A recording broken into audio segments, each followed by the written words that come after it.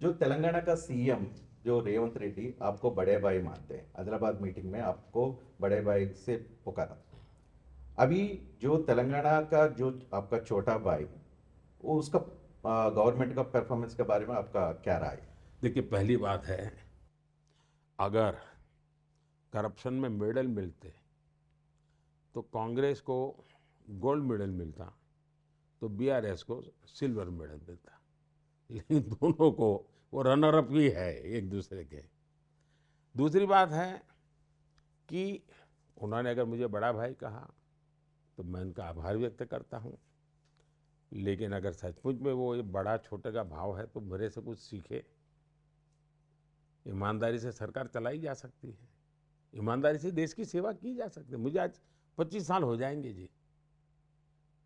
Head of the government के नाते इस देश में सबसे लंबे समय तक काम करने का मुझे मौका है। सीएम पीएम, अकेले सीएम के नाते नहीं, लेकिन सीएम पीएम टोटल मिला दे तो इस देश में सबसे लंबे समय तक मुझे सेवा करने का मौका मिला। और एक भी दाग नहीं लगता है। दाग लगाने की कोशिश होना अलग चीज है, नहीं लगता है। तो सीखो ना भाई। अगर आप अपने आप को छोटा भाई, मैं आपको तब कहूँ ना कि आप सीखो। मुझे बड़ा भाई आप कहते रहते हो, इतनी बात थोड़ी बनती है। तो मेरा पुण्य आप कमाने के लिए बड़ा भाई कहते, ऐसा नहीं चलेगा। वो जनता तो तेलंगाना पुण्य तब देगी जब आप भी कुछ पुण्य करो। वो तेलंगाना बहुत चर्चा में आ रहा है, वो बड़ा भाई छोटे भाई के बारे में। ठीक है, जो तेलंगाना के बहुत सारे लोग और जो वोटर्स हैं ना, आपका गारंटी के लिए वेट कर रहे हैं, कुछ बोल सकते हैं उसको? बीजेपी की तरफ से, आपके तरफ से कुछ गारंटी है? मैं दे रहा हूं ना। जैसे मैं कहता हूं 3 करोड़ घर बनाऊंगा, तो उसमें तेलंगाना के लोग भी होंगे। मैं कहता हूं कि देश पीएम सूर्यघर योजना, बिजली का बिल जीरो करने की दिशा में काम करूंगा। मतलब योजना के लाभार्थी तेलंगाना में भी होंगे। मैं कहता हूं नल से जल, तो तेलंगाना में भी नल से जल उनको परिवारों को मिलेगा। मैं कहता हूं मुफ्त राशन, तो तेलंगाना के लोगों को मिलेगा। मैं कहता हूं 70 साल से ऊपर के किसी भी व्यक्ति को इलाज की जिम्मेवारी मोदी की, तो तेलंगाना के 70 साल के ऊपर के लोगों को मिलेगा। तो गारंटी सबके लिए है जी। अब ये इतना करप्शन के बारे में बोल रहे थे, डिफरेंट स्टेट में भी बंगाल का इतना करप्शन अभी अनर्थ हुआ है, इसके बारे में आप क्या बोलेंगे?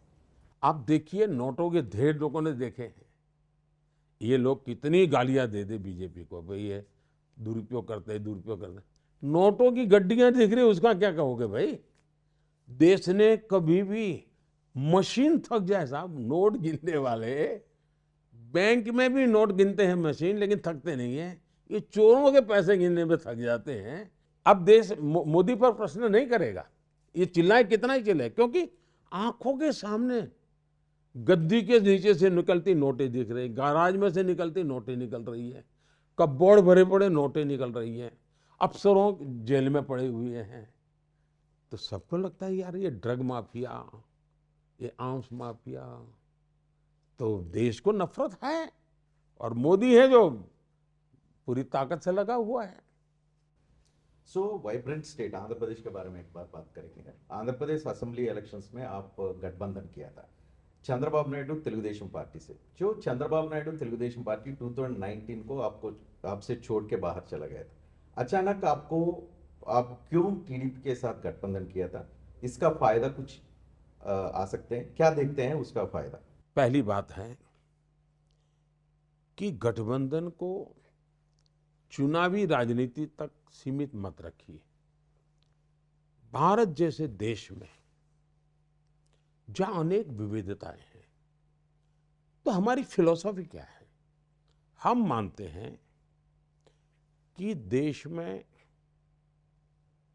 जो रीजनल पॉलिटिकल एस्पिरेशंस हैं, उसको संपूर्णपणे सम्मान मिले, उनका स्वागत हो, उनको सहकार हो, वैसा नेशनल पॉलिटिक्स होना चाहिए। और उसके लिए एक मेन स्ट्रीम नेशनल भले पॉलिटिकल पार्टी हो, कितनी ही बड़ी क्यों ना हो, लेकिन उसने रीजनल एस्पिरेशंस को इक्वल ही तवज्जो देना चाहिए।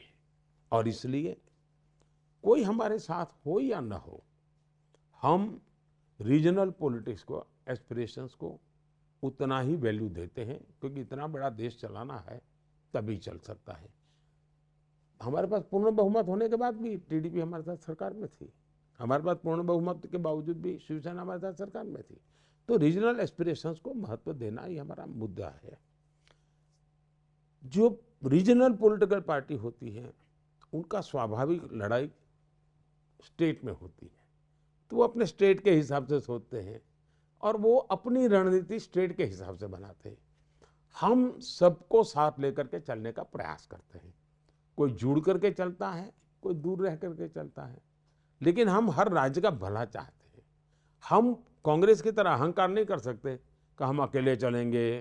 कहीं मध्य प्रदेश या कहीं तो भी मीटिंग की थी उन्होंने, तो उन्होंने ये तय किया था कि हम किसी से बात नहीं करेंगे, किसी से हम अकेले चलेंगे।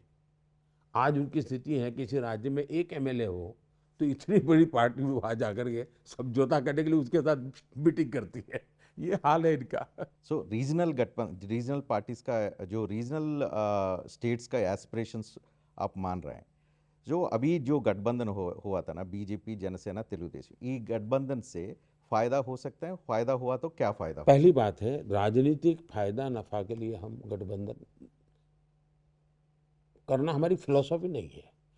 प्रैक्टिकल तौर में जहां जरूरत पड़ी हम करते हैं, लेकिन मूल फिलॉसफी हम सबका मान सम्मान बने। हम रीजनल एस्पिरेशंस के प्रति हमारा एक मूलतः मैं मानता हूं देश ऐसे ही चलेगा और चलना चाहिए। जहां तक इलेक्टोरल का सवाल है, हमने अभी मैं गया था आंध्र में और एक बड़ी रैली की थी, उसमें चंद्रबाबू भी थे, पवन कल्याण भी थे, और मैं मानता हूं कि बहुत सालों के बाद आंध्र में ऐसी अनप्रेसिडेंटेड रैली हुई थी। तो उसी दिन मुझे बिल्कुल साफ फीलिंग आ रहा था कि यहाँ के मतदाताओं के मन में लोकसभा के लिए एक मजबूत सरकार बिल्कुल बिल्कुल स्पष्ट है इनके मन में, और परिवर्तन का मूड दिखता है स्टेट में उनका। तो वो वहाँ का मतदाता दो हिस्सों में बटा हुआ है, एक राज्य में सरकार को रखना कि निकालना, दिल्ली में सरकार को मजबूत करना तो कितना कैसे कर रहा, ऐसा उनकी मुझे मतदाताओं का मेरा एनालिसिस ये है। सब देशों की भाषा प्रदेश की बात हो गई, पर जो आपकी पहचान से जुड़ा है प्रदेश गुजरात में पहली सीट तो आपको निर्विरोध आ ही गई है, 26 सीटें। इस बार क्या लग रहा है आपको, हैट्रिक करेंगे? और ये बार बार क्या कारण लगता है आपको कि गुजरात बीजेपी को क्यों चुनता है? एक तो बीजेपी ने संगठनात्मक दृष्टि से, सामाजिक दृष्टि से और आर्थिक दृष्टि से गुजरात को इन टोटो एड्रेस किया है। समाज के सब वर्गों का लीडरशिप आज बीजेपी के संगठन में है। छोटा सा छोटा, यानी वो विचरती कौम जिसको कहते हैं, उनके लोग भी बीजेपी के संगठन में आपको दिखेंगे। तो एक प्रकार से वो सर्वसमावेशक संगठन है, सर्वस्पर्शी है, पूरे राज्य के हर कोने में आपको बीजेपी। तो उन्होंने सत्ता में रहते हुए संगठन को कभी निग्लेक्ट नहीं किया। दूसरा, डे वन से बीजेपी की सरकार वहां गरीबों के कल्याण पर समर्पित रही है। तीसरी बात है, देखिए, मैं मानता हूं कि गुजरात एक बहुत बड़ा अपॉर्चुनिटी का टाइम है। गुजरात एक जमाने में वाटर स्कैरसिटी वाला स्टेट, 10 साल में 7 साल अकाल, बिना पानी, परेशानी। तो बाहर के लोगों को पता नहीं है कि गुजरात में पानी में इतना बजट जाता था। लोग पूछते हैं ये क्यों नहीं है, वो क्यों नहीं। मैक्सिमम बजट, मैं भी जब वहाँ था पानी में जाता था। हमने पानी पर इतना काम किया कि आज लोगों को पानी, और पानी जब पहुँचता है तो लोग उसको डिफरेंट फील होता है, यार कल तक तो ऐसे मरते थे, दिखता है। दूसरा, गुजरात में नमक के सिवाय गुजरात की अपनी कोई चीज थी नहीं। टेक्सटाइल इंडस्ट्री खत्म हो चुकी थी, तो नमक के सिवाय हमारे पास कुछ नहीं जो हम बेचे दुनिया को। और नमक में भी हम डिपेंडेंट थे, कोई ट्रांसपोर्टेशन मिले तो हमारा नमक जाता था। और नमक का इतना किराया ज़्यादा मिलता नहीं, क्योंकि वो उसकी कोई कीमत ही नहीं होती है, और वजन ज़्यादा होता है, तो वो बड़ा कठिन सा काम है। और एक प्रकार से गुजरात ट्रेडर स्टेट बन गया था, एग्रीकल्चर स्टेट नहीं था, उद्योग नहीं था, कोई माइनिंग नहीं है, कुछ नहीं है। उसमें से गुजरात 10% ग्रोथ वाला एग्रीकल्चर स्टेट बना, उसमें से गुजरात मैन्युफैक्चरिंग हब बना। आज सेमीकंडक्टर का वहाँ हो रहा है, कार बन रही है, हवाई जहाज बन रहा है, तो मैन्युफैक्चरिंग। डायमंड, दुनिया में कोई भी डायमंड ले लीजिए, 10 में से 8 डायमंड वो है जिस पर किसी न किसी गुजराती का हाथ लगा है, या तो गुजरात में से बन करके आया है। दुनिया में 10 में से 8 डायमंड यहाँ होते हैं। तो ये कारण से वहाँ प्रॉस्पेरिटी आई है, और रोजी रोटी, यानी एक प्रकार से वाटर स्कैरसिटी से आज सफिशिएंट वाटर वाला राज्य बना है, वाटर टेबल ऊपर आए हैं, और ये लोगों की मेहनत से हुआ है, सरकार की मेहनत से।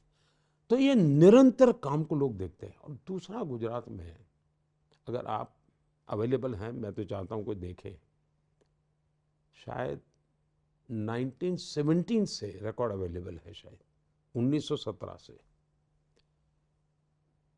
10 साल में 7 साल बड़े कम्युनल वायलेंस होते थे गुजरात में, 1917 से।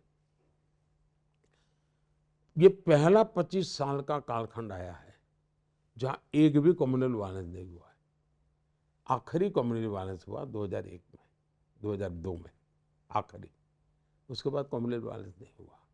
तो ये जो शांति और सुरक्षा का वातावरण बना है, उसके कारण हर किसी को लगता है यार गुजरात एक अच्छा डेवलप होने वाला। और जब आप काम करते हैं तो लोग आशीर्वाद भी देते हैं।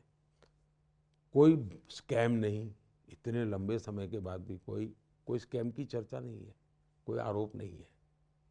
तो ये सारे चीज़ है जिसके कारण गुजरात के चुनाव नहीं जीते हैं, गुजरात का दिल जीता है। और गुजरात का दिल जीता है, उसने एक बहुत बड़ी ताकत दी है जी।